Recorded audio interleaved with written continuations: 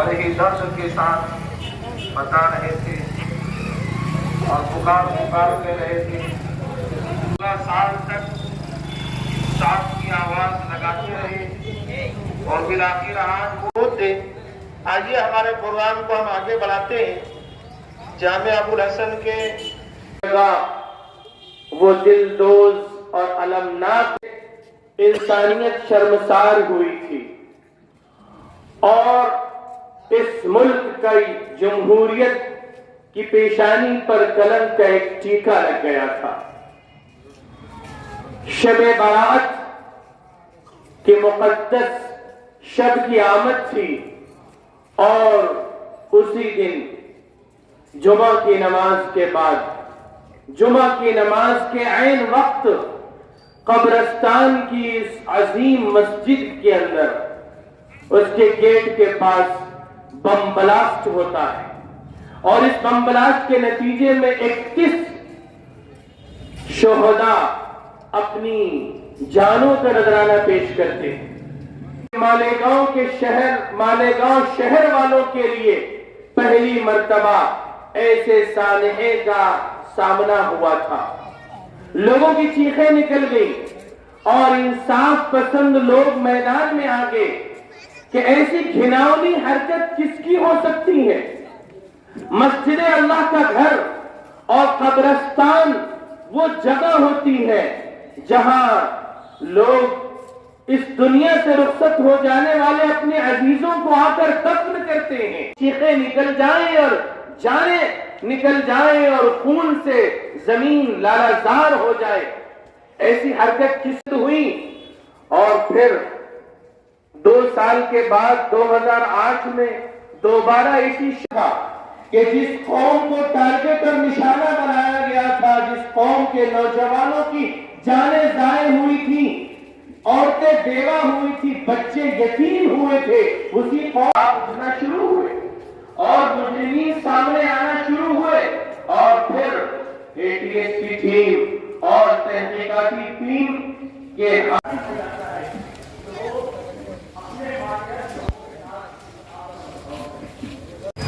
جب کرایا جا رہا ہے. 2006 میں مالیگاؤں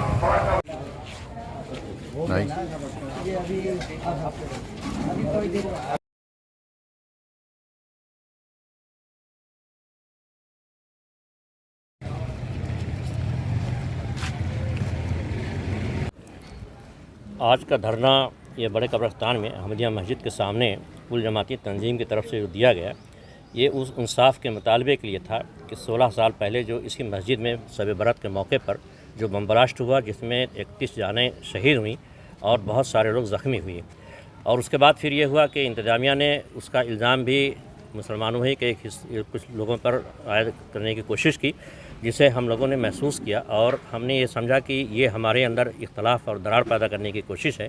چنانچہ ہم نے کل جماعتی تنظیم جس میں تمام سیکٹس کے لوگ, تمام مسلک کے لوگ تھے, ہم نے کوشش یہ کی کہ جو یہ ایک تو اختلافات نہ ہو بلکہ ہم نے ایک جٹ ہے, اور دوسرے یہ کہ انصاف ہونا چاہیے اور جو واقعی جنہوں نے بم بلاسٹ کیا ہے وہ ظاہر ہونا چاہیے.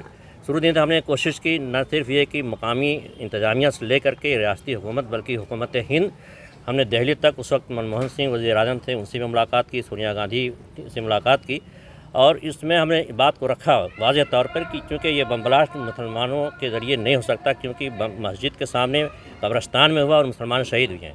لوگ ہماری بات کو سنتے رہے لیکن بہت سا ہم کو تیقن بھی دلایا انصاف کے لیے, لیکن ہم کو آج تک مکمل انصاف نہیں ہوا. وہ تو اللہ تعالیٰ نے 2 باتیں اس میں ایسی ہو گئیں کہ ایک تو سوامی اسیمانند نے اپنا جو بیان دیا اس میں کہا کہ بم بلاسٹ ہم لوگوں نے کیا ہے.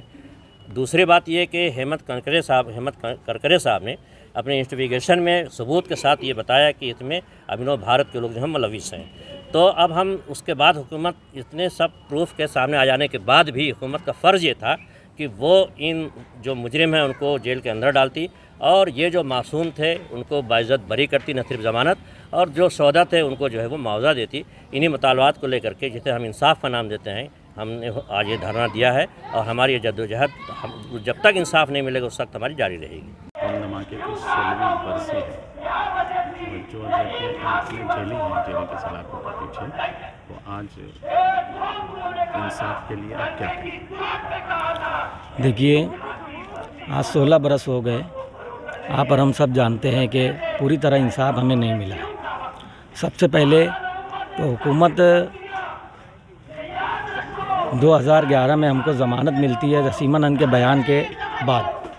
हमारे वकला की कोशिश, कुल जमाती तंजीम और जमात उलमा की कोशिशों का ये समर था। उसके बाद हमने लगातार अदलिया से मांग करी, एप्लीकेशन दायर किया।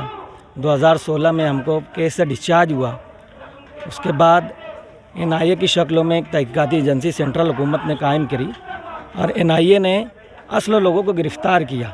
लेकिन आज अलमिया ये है कि जो असल लोग हैं उनको ऊपर चार्जशीट फ़ाइल करने के बाद भी केस ट्रायल नहीं किया जा रहा और उनको ज़मानत से दे करके उनको जेल से बाहर कर दिया गया।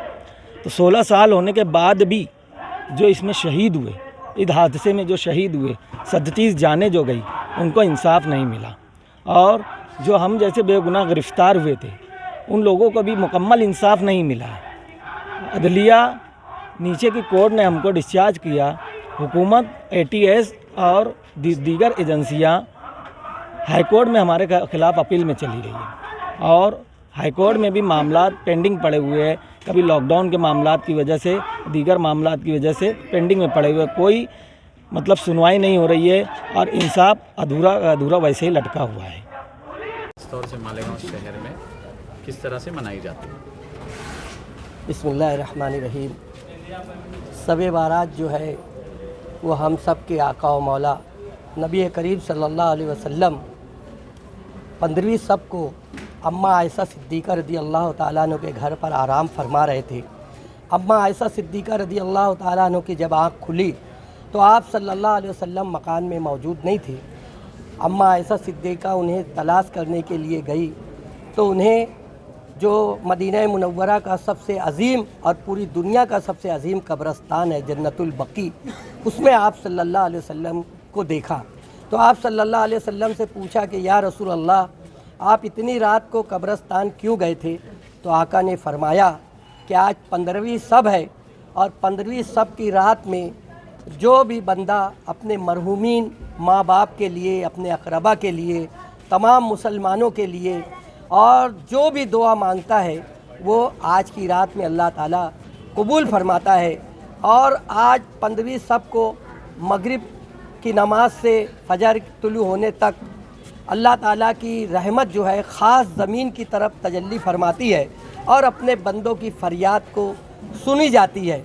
इसी में कुछ बातें आपस में ऐसी भी है कि ये जैसे हम अहले सुन्नत व जमात के लोग आज के दिन हलवा बनाने का बड़ा एहतमाम करते हैं और हलवा बनाकर अपने दोस्त, अहबाब, रिश्तेदारों को खिलाया जाता है। और ताबई में एक बुज़ुर्ग गुज़रे हैं हज़रत ख्वाजा वैस करनी रदी अल्लाह ताला अन्हु, उनके नाम से इस खाना खिलाने का दोस्त अहबाब को और अच्छे काम करके उनको इसाले सवाब किया जाता है, अपने मरहूमीन की इसाले सवाब किया जाता है, दुआएं मग़फ़िरत की जाती है।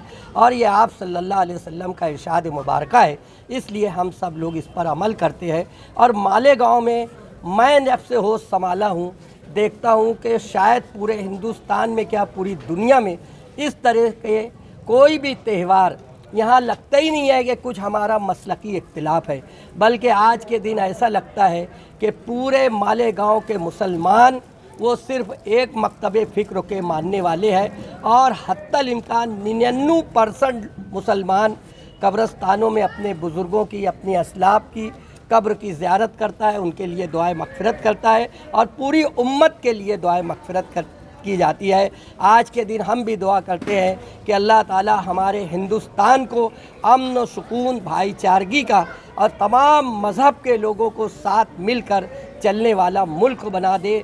ये हमारे देश की बहुत बड़ी शान है।